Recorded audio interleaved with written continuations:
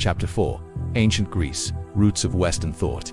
From small cities along storm-racked coasts, ancient Greeks built a thriving civilization. Many of their ideas and achievements are still cherished by people the world over. The Greeks were the first in Europe to experiment with democracy. They helped lay the foundations for Western philosophy, science, mathematics, and political theory. Ancient Greece was not a place defined by clear boundaries. It included the Greek mainland, nearby islands, as well as lands along many parts of the Mediterranean coast. Eventually, Greek culture spread far and wide, influencing many civilizations, influencing other civilizations. The ancient Greeks were not a single people. They were a group of peoples and cities bound together by language, culture, religion, and shared political and economic interests. Ancient Greece was a land of mountains and sea. Mainland Greece is a peninsula, surrounded by water on three sides. Beyond the mainland, much of Greece is an archipelago, a chain of small to medium-sized islands. The largest island, Crete, lies about halfway between the tip of the Greek mainland and northeastern Africa. The mainland has two major zones. The central and northern zone is mountainous. To the southwest is the Peloponnese, a large peninsula connected to the rest of the mainland by a narrow stretch of land, or is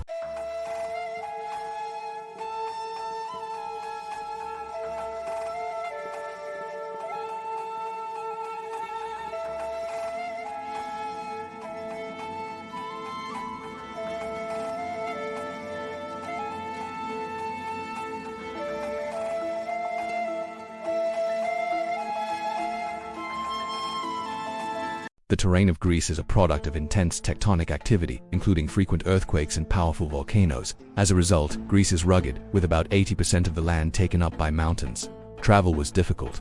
Cities developed in relative isolation. With so many mountains, there is relatively little land for farming. In most regions of Greece, winters are mild and summers are hot and dry.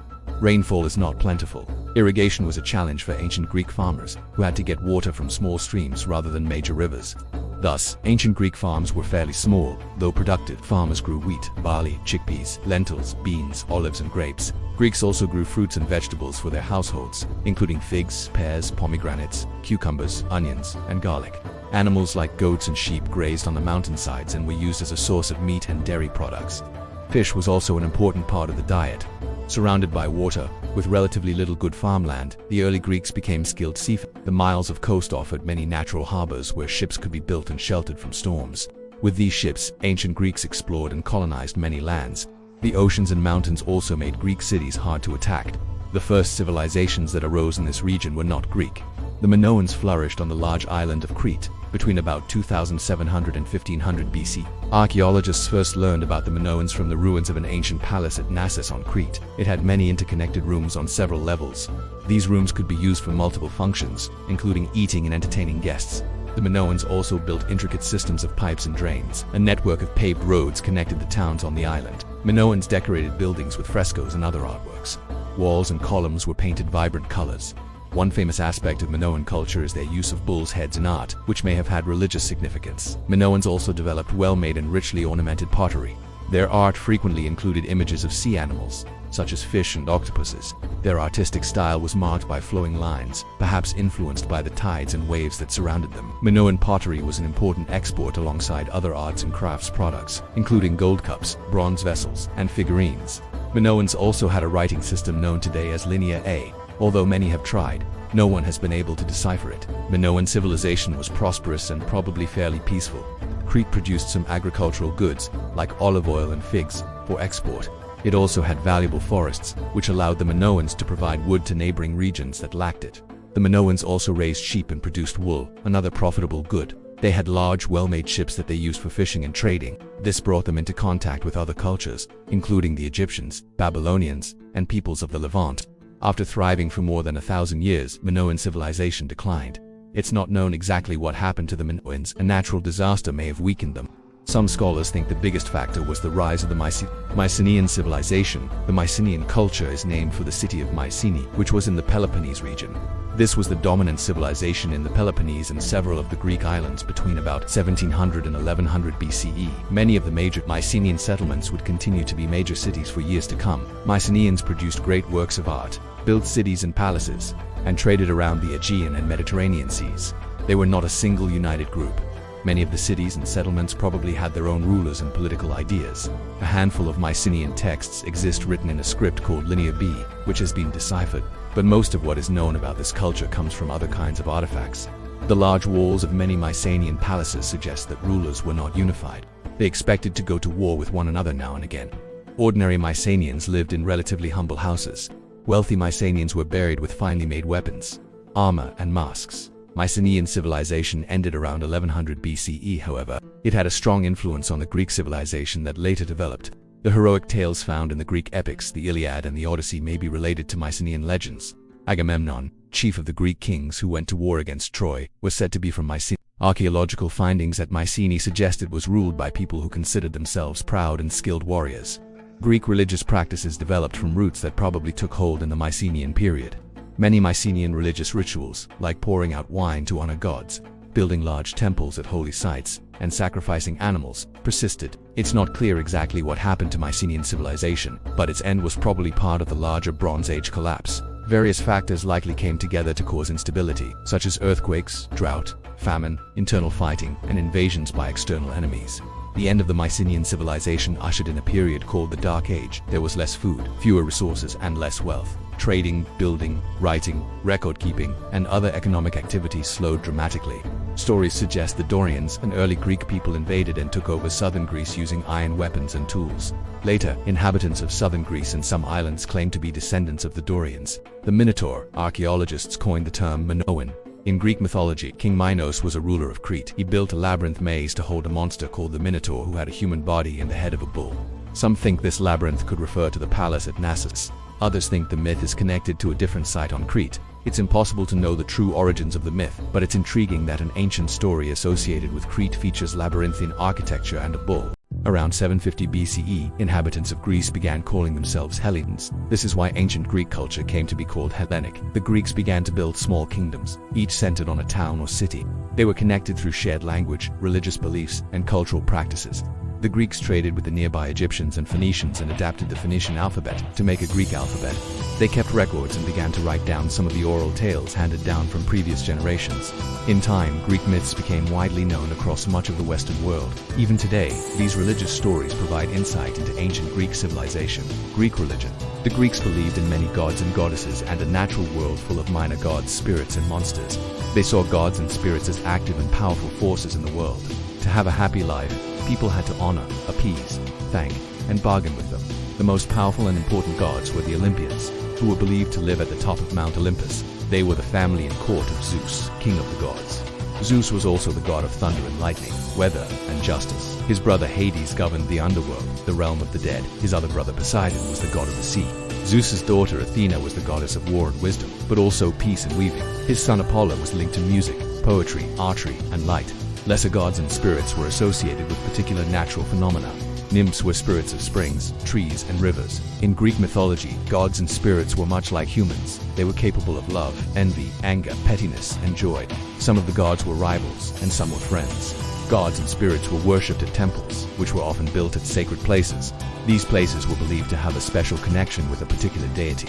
Within the temple, an image or statue of the deity could often be found. Some temples attracted many worshippers who sought the aid of a god or goddess. These were often developed into a temple complex. This complex would have shrines to other gods and goddesses added to the main temple. Priests and priestesses cared for the temple, conducted rituals. They offered interpretations of events believed to be signs from the gods. Some priests and priestesses were believed to have special powers. A famous temple to Apollo was home to a priestess called the Pythia, also known as the Oracle at Delphi. Greeks believed she had the ability to reveal the future by giving cryptic messages that could be interpreted by the person who had sought a revelation. Some temples became linked with particular types of work.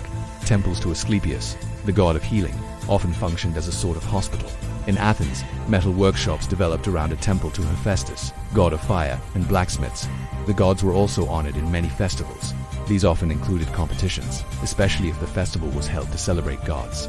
These gods oversaw poetry, music, athletic talent, or proficiency with weapons. The most famous of these festivals was the Olympic Games, held at Olympia and intended to honor Zeus. Greeks came from throughout the region for the games, which included competitions. These included javelin and discus throwing, as well as wrestling and running. If city-states were in conflict, a truce was declared. This allowed competitors who were religious pilgrims to travel safely to the games. Colonization. As Greek kingdoms emerged, their populations began to grow rapidly. This led to the establishment of colonies. These were new city-states that were independent but maintained relations, particularly trading relations, with a mother city. Thanks to their ability to travel by boat, the Greeks were able to establish colonies across a wide area, while at sea in search of trade opportunities. They set up or took over settlements frequented by traders. These settlements provided rest, supplies, and other business necessities on their way elsewhere. Some colonies were quite closely controlled by the mother city, but many were not. Residents of the colonies often adopted cultural practices of the people who were already there before Greeks arrived, but many colonies supported their mother city in times of crisis, such as war. City-states. Over time, groups of nobles took power and overthrew the kings. These nobles ruled over independent city-states, each with a particular character and government.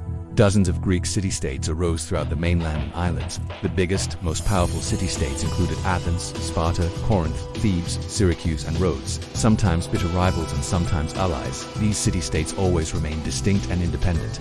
The Greek term for a city-state is polis, which is the root of the modern word politics.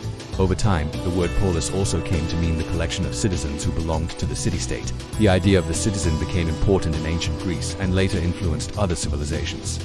Ancient Greece was one of the first societies to develop the idea that a society should be run by its citizens. In Greece, a citizen was a resident of a city-state who had political rights and responsibilities. Generally, citizens exercised their power through participation in an assembly, which was a governing body for the city-state. The amount of power the assembly had varied among city-states and across time periods. In most city-states, citizenship was restricted to adult male property owners who had been born in the city-state.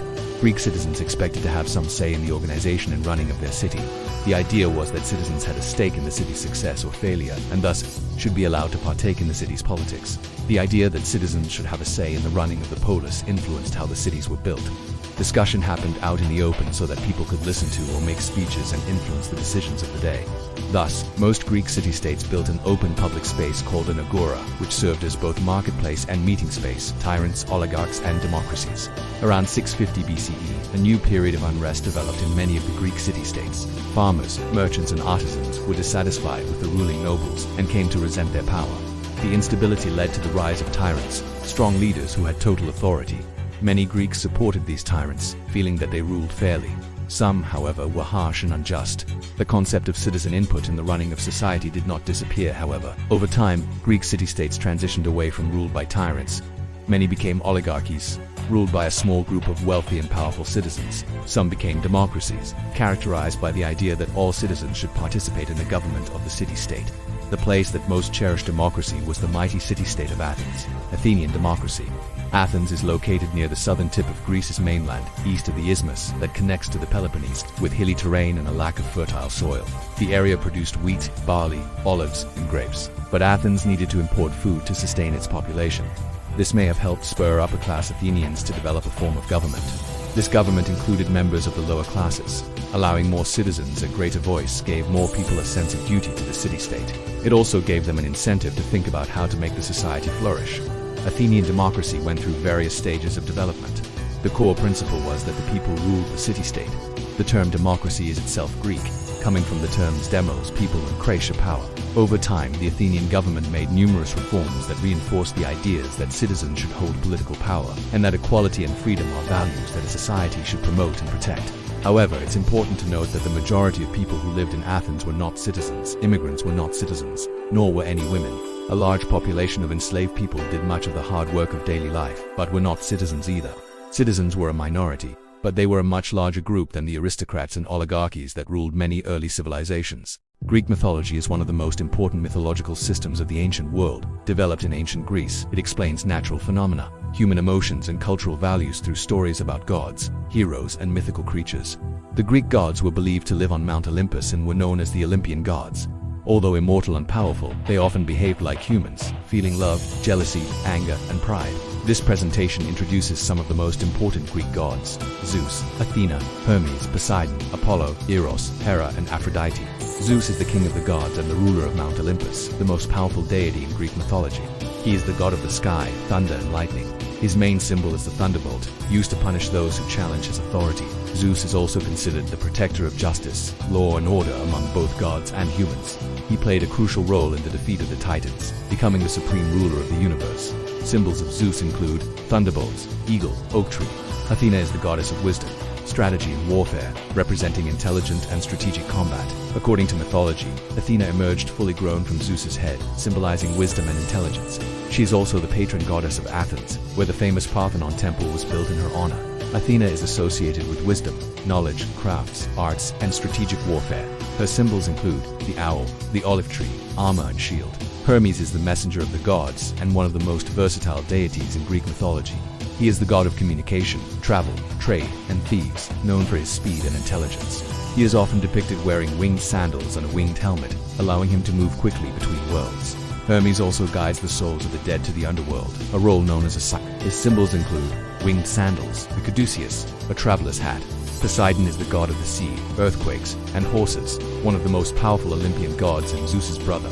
He rules the oceans and is often depicted carrying a trident, symbolizing his authority over the sea. Poseidon could create storms and earthquakes when angry, making sailors both respect and fear him. His symbols include trident, horse, dolphin. Apollo is the god of the sun, music, poetry, prophecy, and healing, representing harmony and artistic inspiration. He is associated with the Oracle of Delphi, where people sought guidance from the gods. Apollo is often portrayed as a young and handsome god, playing a lyre, a musical instrument. His symbols include lyre, sun, laurel, wreath. Eros is the god of love and desire. In some myths, he is considered the son of Aphrodite. Eros is usually depicted as a young boy with wings who carries a bow and arrows. When he shoots someone with his arrows, that person immediately falls in love. In later Roman mythology, Eros became known as Cupid. His symbols include bow and arrows, wings, heart. Hera is the queen of the gods and the wife of Zeus, the goddess of marriage, family, and women.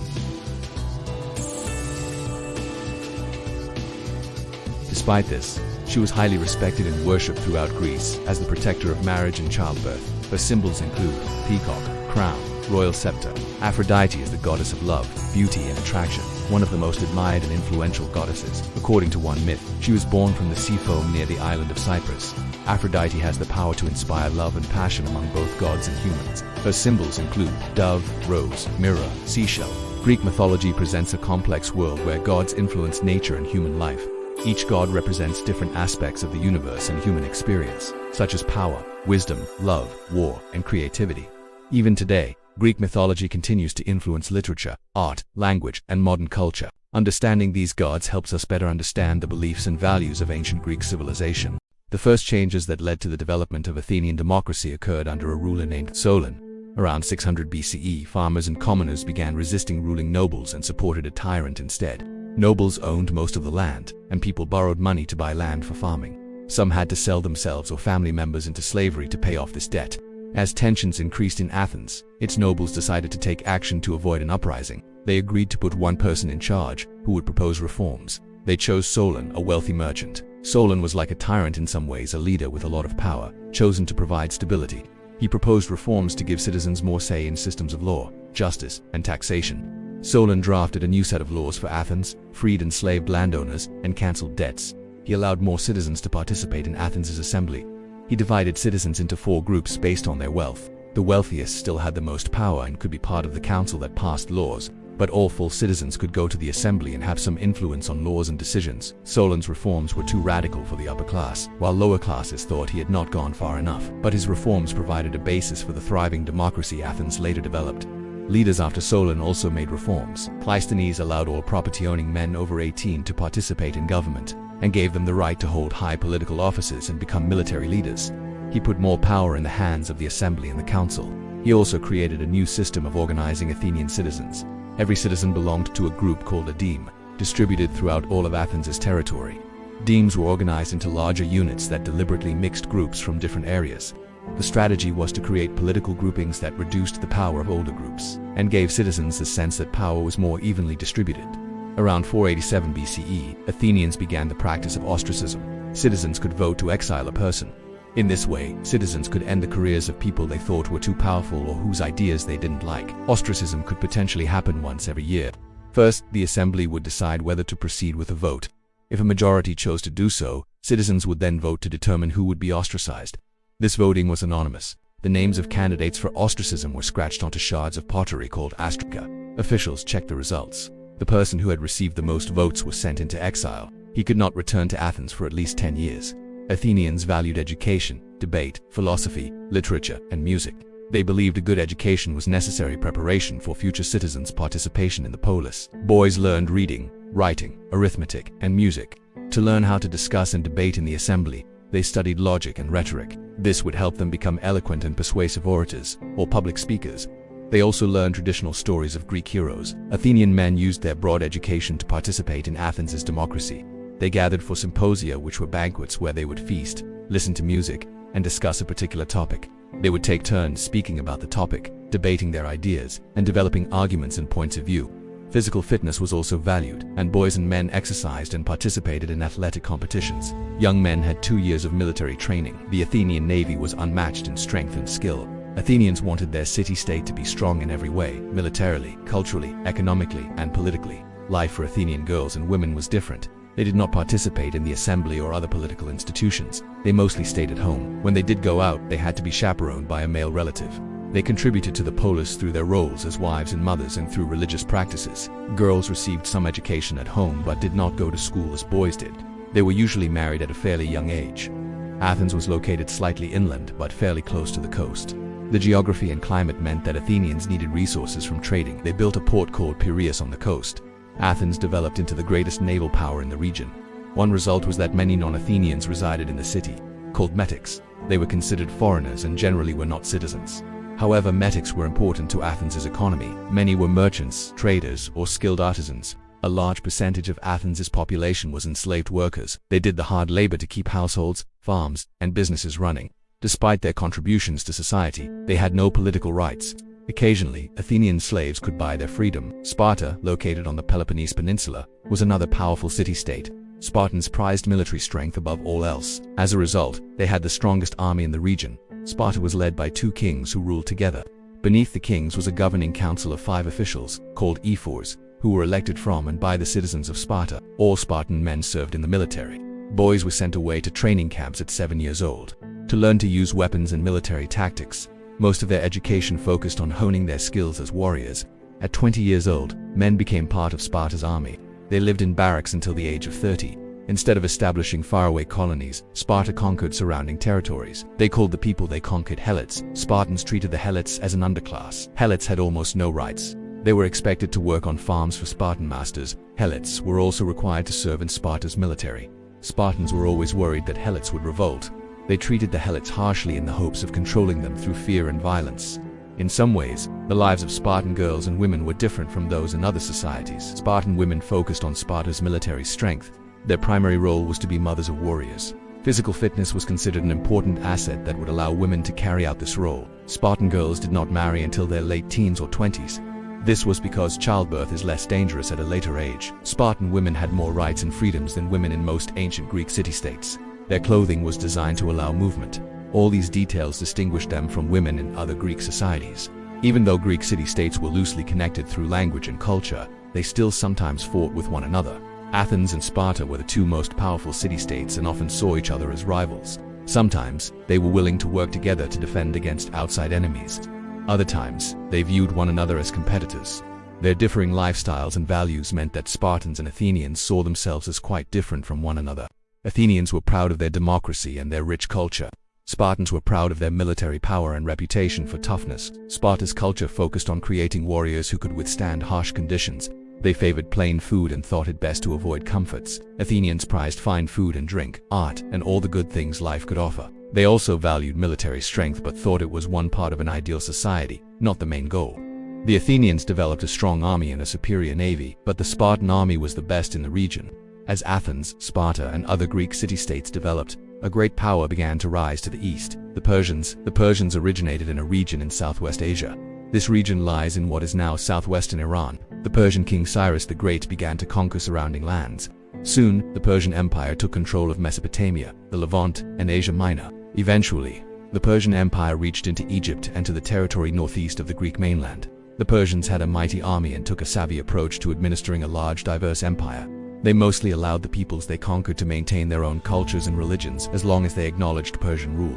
The Persians also expanded the network of roads that supported travel and trade in the region. The Persian Empire reached its height under Darius, who came to power after Cyrus. Persians had conquered Greek areas in Asia Minor. and it seemed likely that Darius would continue to push into Greek islands and the mainland. In 499 BCE, when Greeks living under Persian control in Asia Minor revolted, Athens sent ships and soldiers to help them. The Persians crushed the revolt, but more conflict loomed. In 490 BCE, a Persian fleet invaded Greece from the sea, landing at Marathon, north of Athens. Though debated, the outnumbered Athenians were victorious in this great battle. The Persians, without cavalry, had their formidable archers lead the way. Athenian hoplites, well-trained and disciplined, used heavy armor, long spears, and large shields. They fought in a phalanx, a tight formation where each soldier protected the next, like a forest of spears. Persian archers couldn't penetrate the shield wall. Troops were repelled before causing harm. The Athenian victory at Marathon marked the first defeat of the great Persian army. Greek city-states, including Athens and Sparta, allied against the Persians before Marathon. After Darius's death, his successor Xerxes threatened Greek territories. In 480 BCE, Xerxes attacked Greece with a massive army and navy. Greek city-states defended. Despite rivalries, the Greeks fought hard against the Persians. Led by King Leonidas, the Spartan army fought the Persians on land. They aimed to delay and weaken Persians by blocking them at Thermopylae, a narrow mountain pass. Leonidas's small force was vastly outnumbered. Spartans resisted for 3 days against overwhelming odds. The bravery of the Spartans and their stand became legendary. As Persians advanced, remaining Greek forces regrouped, led by Spartans. Fleets met in the narrow straits around Salamis, an island between the Peloponnesian mainland. The location favored the Greeks, familiar with these waters and navigation. Some historians believe the Greeks lured the Persians to this spot. Large Persian ships struggled to maneuver through the shallow straits. The Greeks, with smaller, faster triremes, destroyed the Persian fleet in a decisive victory. The next year, Greeks won major land battles, driving Persians from Greek territory. Herodotus wrote about Greek history, including the Persian Wars. Some consider him to be the first historian. Herodotus explored the causes and effects of historical events. He wrote about how different groups experienced the same event. He offered interpretations of events and of the choices made by the people involved. His writing reflects his worldview. He considered how gods might have intervened or reacted to human choices. Though read critically, his work paints a complex picture, shedding light on ancient Greek civilization. The Persian Wars could have ended Athens' power. Instead, Athens grew stronger thanks to its dominant navy and leadership role. Athenians then formed the Delian League, an alliance of city-states working together, with Athens at its head. Sparta notably did not join. The League's purpose was to defend against future Persian threats. This alliance became a source of wealth and power for Athens. Allied cities contributed money and ships. Over time, Athens treated these states more like colonies. They swore loyalty and could not leave the League. Thus, Athens established an empire. This, combined with peace, fueled its golden age through the 400s BC. The most important Athenian leader of this period was Pericles, a strong military commander. He also had a reputation as a skilled orator. He led efforts to reconstruct defensive walls to protect Athens from attack. He also worked to strengthen Athenian democracy. One reform was to start paying citizens for government work, such as serving as officials and on juries, while all citizens could participate. Poorer citizens often couldn't. They needed to work to earn money. The reform made it more feasible for less wealthy citizens to exercise their rights. Pericles also wanted to contribute to Athens' cultural glory. He oversaw the construction of a great temple to Athena, the Parthenon. It was built to honor the city's patron goddess and to symbolize the wealth and superiority of Athenian culture. Ancient Greeks loved great epics and dramas. The earliest pieces of Greek literature are the epics, the Iliad and the Odyssey, attributed to Homer. The Iliad tells of a great war between Greeks and Trojans. The Odyssey recounts Odysseus' adventures as he tries to return home after the war. Tales known as Aesop's fables were also popular. Greeks wrote poems and developed theater as a form of literature and entertainment. During Athens' golden age, playwrights shaped Greek drama, writing two kinds of plays, tragedies and comedies. Greek tragedies were serious, with sad endings, often closing with a heroic character's death. They explored human flaws and the power of fate. 3 Athenian playwrights created many of the most famous Greek tragedies: Sophocles, Aeschylus, and Euripides. Comedies were funny and had happy endings. They often examined social and political issues, sometimes mocking leaders. Aristophanes rose to fame as the master of Athenian comedy, leaving a lasting legacy of wit and satire. Now, let's explore contributions to math and science. Hippocrates was a doctor who wrote about how environmental factors impact health. His writings advanced medicine. Pythagoras developed important principles of mathematics, shaping our understanding of numbers and geometry. Aristarchus figured out that Earth orbits the Sun, rather than the other way around, a revolutionary astronomical discovery. Archimedes became known for his clever inventions and mathematical discoveries. He also first expressed the mathematical principle of pi. Although Athens and Sparta had been allies during the Persian Wars, they soon returned to their positions as rivals. Sparta grouped its allies together in the Peloponnesian League. Sparta's main allies were Corinth and Thebes. The Delians and the Peloponnesians, with Athens and Sparta as leaders, became increasingly suspicious of each other. Sparta still had the strongest army, but Athens was wealthy, and its naval strength was unmatched. Eventually, war broke out between the rivals. It lasted for more than 25 years. Pericles still led Athens when the war began in 431 BCE. He wanted to avoid land battles with Sparta and use Athens' naval power. Athenians withdrew behind the city's defensive walls. Sparta would regularly attack and destroy surrounding farmland and villages. But the Athenians stayed holed up while their navy brought supplies from the port at Piraeus to the city. This strategy worked for a while, but the Athenians grew restless. Some Athenians wanted to fight back and began grumbling about Pericles. The city was jam-packed because people from the country had poured into Athens for safety. Then, a plague swept through the crowded city, killing many. Athenians wondered if the gods had abandoned them, and if their leaders were making good decisions. The war dragged on for years, with neither side able to strike a decisive blow. Finally, Sparta began to gain the upper hand. Athens' defeat came in 405 BCE, when the unthinkable happened. Sparta defeated and destroyed the famous Athenian navy. The Spartans began a blockade of Athens. Unable to get supplies from overseas, the Athenians surrendered. The Peloponnesian War brought Athens' empire to an end, but the city-state survived. It rebuilt its democratic system. Though less wealthy, it retained its identity and values. Athenians valued philosophy, examining ideas, knowledge, truth, and the nature of life. After years of war and defeat, Athens produced many of its most influential philosophers. Socrates was the first of his kind, living in Athens' golden age and fighting in war. He developed an approach to moral problems, asking probing questions to find truth. This is called the Socratic method. Socrates wrote nothing down. We know his life and ideas through his most famous student, the philosopher Plato. Socrates often appears as a character in Plato's works, featuring dialogues which Plato's work advanced. Socrates' persona became a tool for Plato's dialogues. Plato's Republic lays out his vision of an ideal society. This society is strictly organized with a wise ruler, the philosopher king, at the top. Curious and clever, he makes the best decisions for society. Plato set up a school called the Academy, teaching many students. Perhaps the most influential Greek philosopher was Aristotle, Plato's student and friend. Aristotle was fascinated by the world, writing 200 texts on varied subjects. His work influenced thinkers and scientists throughout Europe and Asia for centuries. Ancient Greek philosophers developed several rival schools of thought. Sophists were an early group who taught rhetoric, math, science, and other subjects.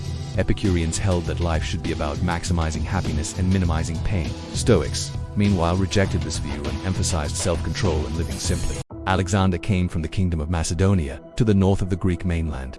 His father, Philip II, attacked the declining city-states of Greece. By 338 BCE, he had defeated Athens and taken power over many Greek territories. Philip hired Aristotle to tutor Alexander. The young prince loved tales of music, warriors, deadly battles, and the arts. He respected Aristotle and adopted the broad Greek, or Hellenistic culture as his own. As king, Alexander brought some of the greatest world empires to their knees. He wanted to use Hellenic culture to build his reputation as a great ruler. Alexander and his armies moved at an amazing pace as they dismantled the Persian Empire. They conquered Egypt, where Alexander established the great city of Alexandria. With no more rivals in the region, Alexander was the master of Persia, Egypt, and Greece. He then continued to push eastward to the borders of India. After Alexander's death, his vast realm was divided up among his closest and most capable generals. They ruled over smaller kingdoms that all continued to reflect the influence of Hellenistic culture. The works of Greek thinkers, scientists, dramatists, artists, and architects were taken to many lands. They became models for others. Over time, some peoples shaped by the spread of Greek culture began to think of themselves as true inheritors of the Greek legacy. One of these societies, the Romans, went on to incorporate and adapt many Hellenistic ideas. The mighty Roman Empire continued to preserve and promote the works of the ancient Greeks. Alexander spread Greek language and culture across a vast region. He finished the work his father, Philip II, had started, crushing Greek cities still opposed to Macedonian rule. Then he turned his attention to Persia. Although the Greeks had kept the Persians out, the Persian Empire reigned supreme to the east. In a reversal of the Persian Wars, Greek-speaking peoples under Alexander invaded and defeated Persia. Alexander took many learned people along with him on his journeys.